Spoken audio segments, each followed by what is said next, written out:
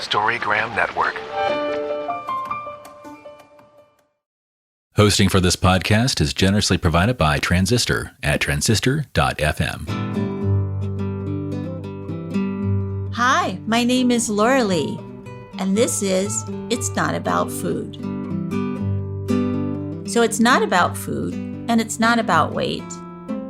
What is it about? Everything else, because it's never ever about food or weight, never ever, not even one time, not ever, ever, ever.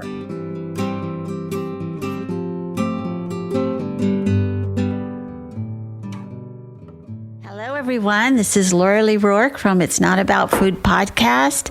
And today we're going to talk about miracles, which is a miracle that we're talking about miracles to me, that we're even here doing this right now. So the front of the card is the goddess is holding on to her little dear animal friend, and they are flying above the earth, and there's stars and there's beautiful sky, and it's a miracle they're flying, and it's a miracle that they're there, and it's so sweet of an image. And the back of it says, in this recovery, there are many miracles. We have the choice either to embrace the miracles and take part in them, or step around them and deny them. As we open our hearts to our recovery and let it guide and teach us, we receive many gifts. We develop compassion for ourselves and others. We create a healthier relationship with our mind, body, and spirit. We free ourselves from the oppression of self-hatred and limited self-perceptions. And most simply, we learn to love ourselves. So I love this idea that we get a choice. If we get a miracle, if we recover and we're recovering and it's a miracle, we still get a choice to either embrace that or say, no, I don't want to do this right now, or I can't do this, or I need more help and I'm not quite there yet. Because we're not forced to do anything. We're not forced to have an eating disorder. We're not forced to recover from one.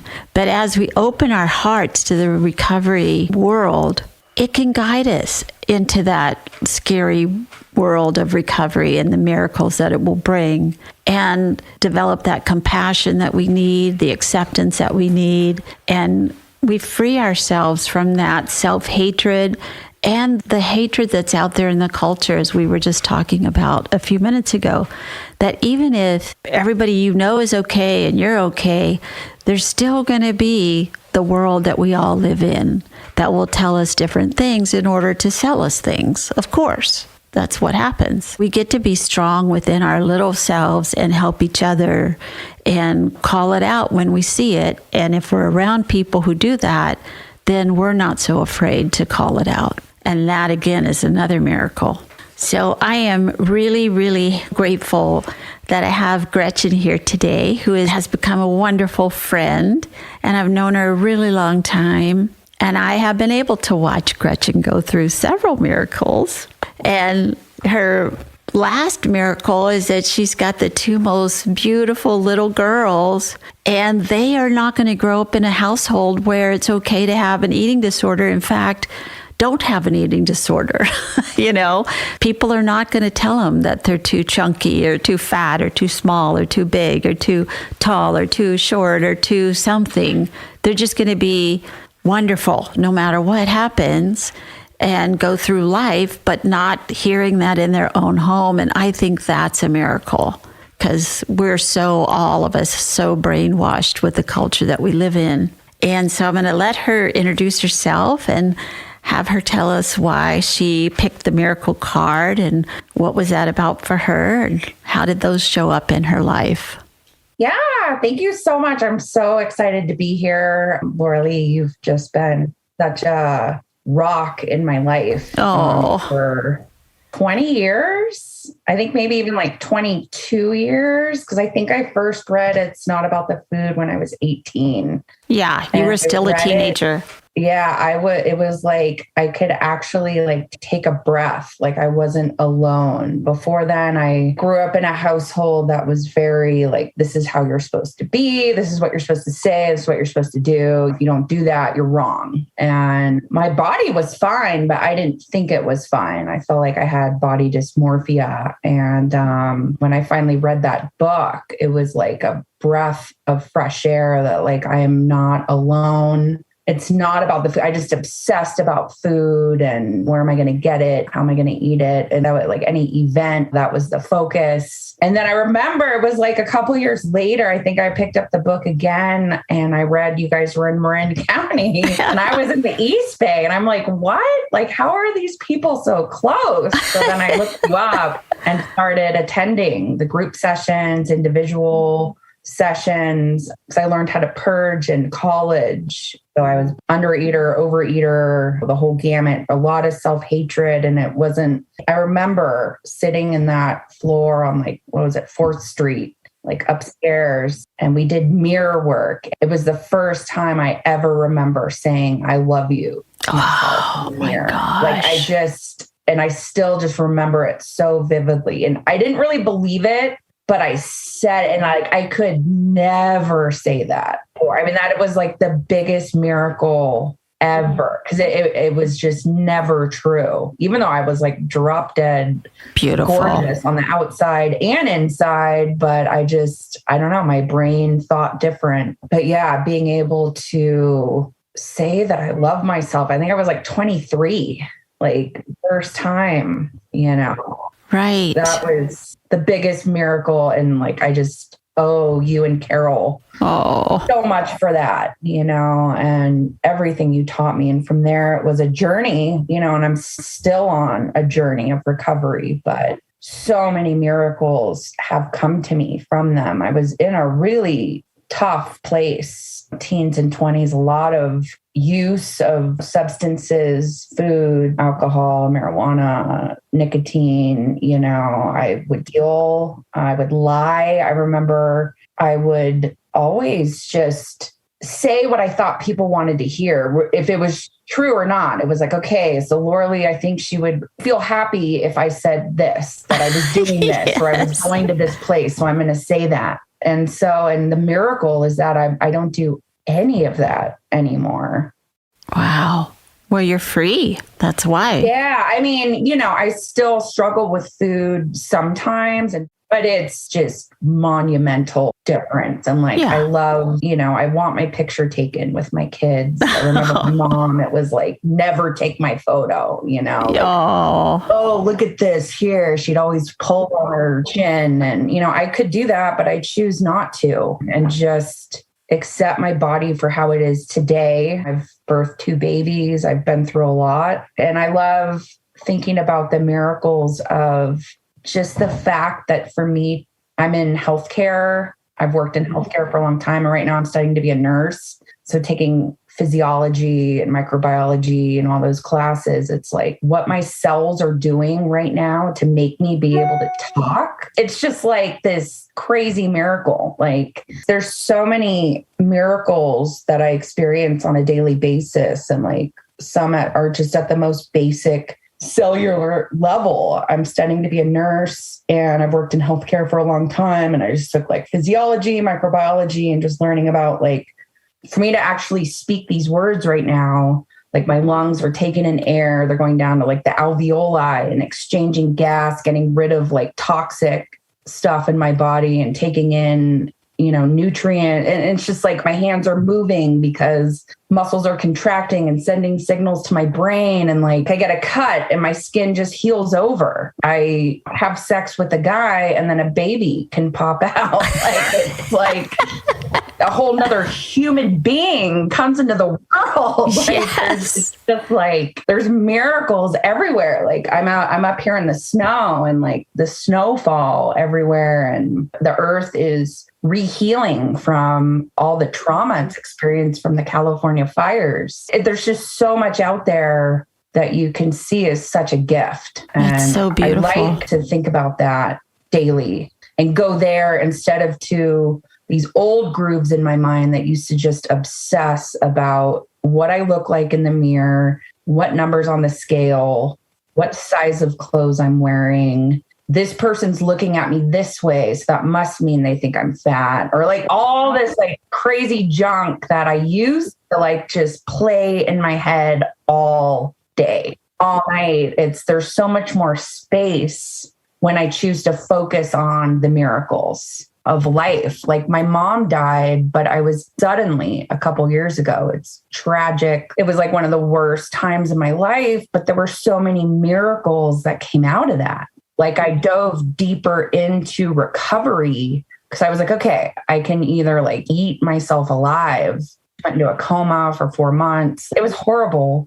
Or I can choose to just focus on sending myself positive messages, like step into recovery. And I did. And it also really helped all my relationships around that death of my mom. I have 2 brothers and a sister, and we all responded differently to that death. And like parts of me got so angry at how they responded. They didn't feel how I felt around it. But it was a miracle that I didn't burn any bridges. Like I was able to not go into the resentment, but go into what can I control and just to accept people where they're at and their process. That is so beautiful.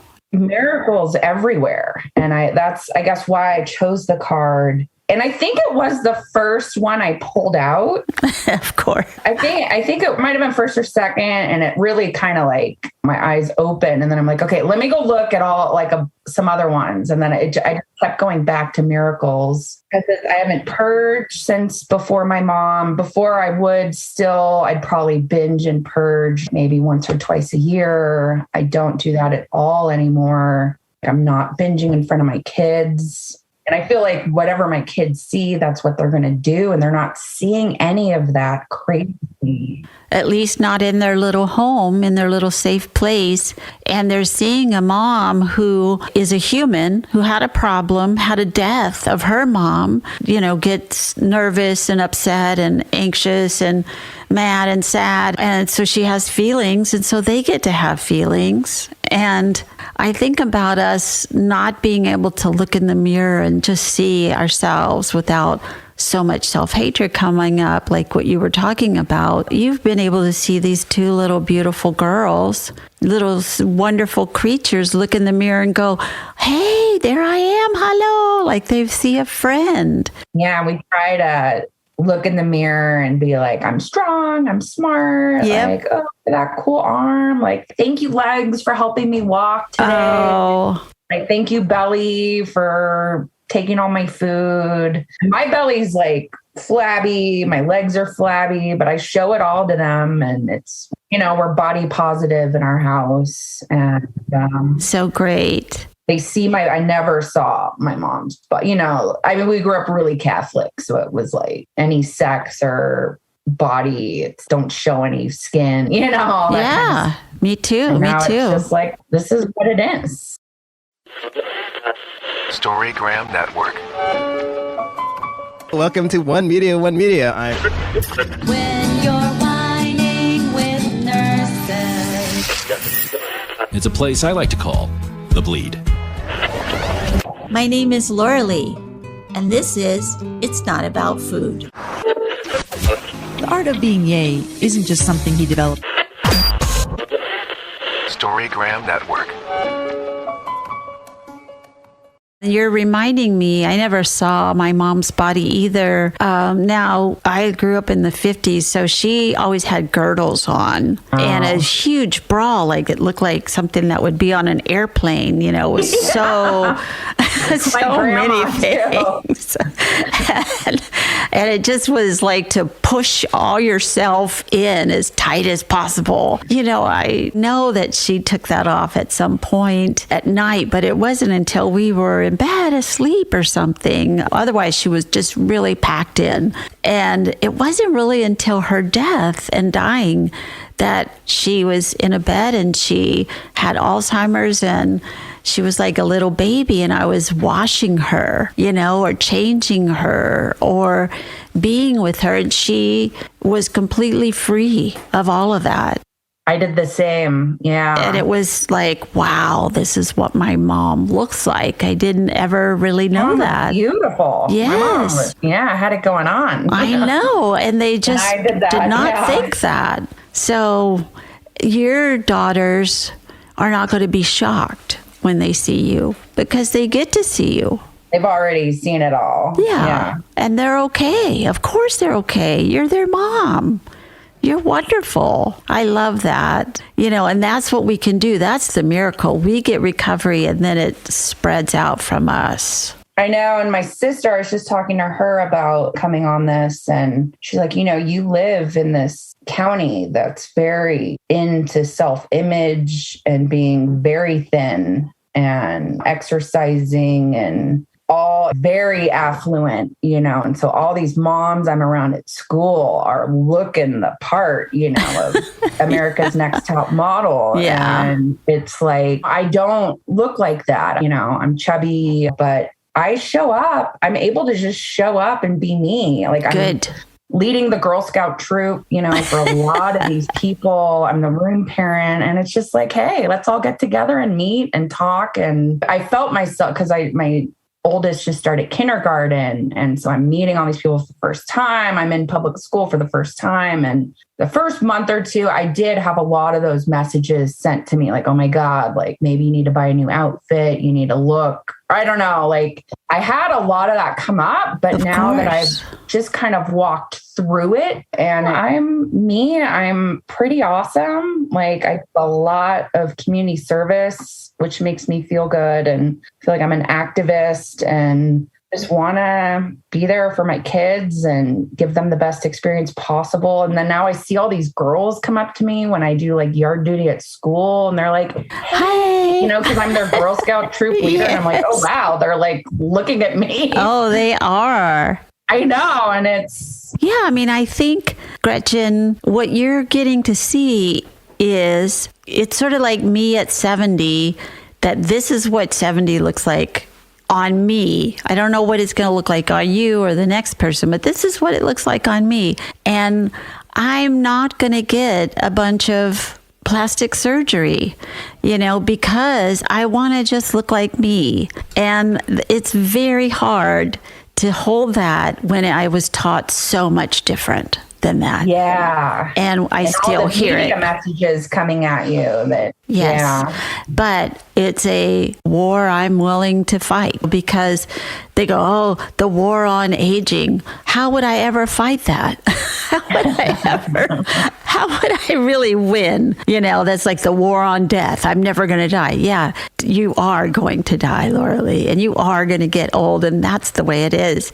So for you to be showing these little girls and these other mothers, it's okay to show up how you are, that you are doing a huge thing for them by doing that. And I would say rather than, I don't think of you as chubby, I think of you as Gretchen, I know. like you look like Gretchen, whatever you look like. It's your spirit that we're seeing. That's what we're all seeing of each other. And I really hear what you're saying. I had a lot of that because I was a very young mom and all the other moms were much older than me. And I always felt not as good as. But I had to get over it. That will come up sometimes. The miracle is that I'm able to just switch out of it so fast and not like go down this spiral. I feel like all this stuff's going to come up when I haven't gotten enough sleep. It's been a hard day. Overwhelmed and overworked. Yeah. Yeah. So yeah, let's review. You've got 2 little kids. You're going to school to become a nurse. You have a husband. You have a dad. You have a family. Yeah, I think that's a lot on your plate already. So let's add perfection. No, let's take that off. Perfectly imperfect. Exactly. I like to focus on. And yeah, I try to do a daily practice of just like gratitude. And if I can, some meditation. Yeah. And these cards have been amazing. The daily practice. I mean, I think with losing my mom and I also lost a best friend, it's just like, there's no time. Like it's a miracle to wake up every day. Like it really is to be here right now. I'm safe. I have shelter, warmth. Yeah. food in the fridge. There's a school for the kids to go to. Yeah, it's just, there's so much to be grateful for. And all I really have is right now. I know it sounds like cliche, but no, it's so true. That's mindful living, coming back to the moment that this is what I have. And that's, I think, what has helped me stay in recovery and not in all these old loops that will still come up. I'm not saying I'm perfect, but we have a brain that has all this information all stored in it. Some of it is really crazy information. Like I can remember somebody telling me that I was too fat when I was 5 years old. And that voice is still there 65 years later. And so I'm not going to get rid of it. I'm just not going to believe it anymore. Yeah. Stuff still comes up for sure. Not give it attention. I think I heard somewhere it's not the first thought you have, it's the second thought. That means so I can like immediately go to like some negative thought. And then it's like, wait, I'm not going to choose to engage in that. I'm going to choose to engage in it's so beautiful outside, or I'm breathing and I have both all my limbs, you know? And I think going through a couple of deaths like you are, you know, if you live long enough and you have enough friends, you're going to have a lot of grief in your life. Either you're going to die or they're going to die. So it's, I've had a lot of death in the last few years of really good friends. And I think that it does tell me to do exactly this. Live every moment like, you know, can change so fast. It's all we have. And it's like, I try to go out. I do a lot. Sometimes I think I overdo, you know, but just experience and enjoy life as much as you can. Go out. Yeah. Yeah. Safely, I guess. Yes. Well, especially right now. But I loved what you said at the beginning, that you're up in Tahoe and you're seeing the earth repair itself from all these fires. And I live in the wine country. We've had several really bad fires. And I get to look out at the hills and see these little burned trees start to like have a little bit of green coming on them. And I'm just, thank you for coming back. We missed you. Yeah. I know. And it's so nice. We've had so much rain to help foster that. Yeah, and we're not in control of any of this. We're in control of doing our part for climate change, but I cannot really control forest fires.